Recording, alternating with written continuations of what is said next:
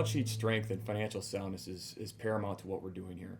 When we're looking at balance sheets, we try to focus on gross and net debt to EBITDA. In that regard, we're trying to think like credit analysts. And our goal here is to ensure that A, companies will be able to service their debts without issue, and B, that really servicing the debt is not going to be a focus of the company, that it's a minor concern. They're going to instead be focused on operations of the business. M&A is something that we analyze very carefully. Most small cap stocks, they get on this M&A treadmill. They do a deal or two, they put debt on their balance sheet. It becomes permanent because they don't have the free cash flow generation or the business strategy or the discipline to pay down that debt in a relatively short order. But we like to invest in companies that have a manageable amount of leverage.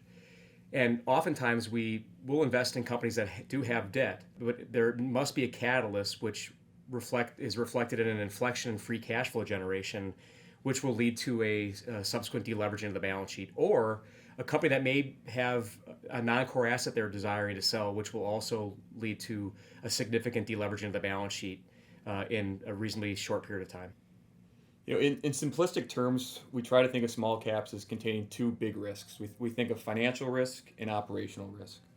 Operational risk is really hard to avoid in small caps. They generally lack scale.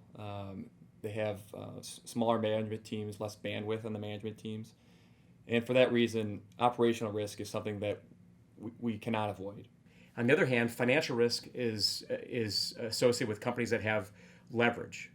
Lots of debt can cause operating risks to be very high in a company, and that's a risk we do not like to take.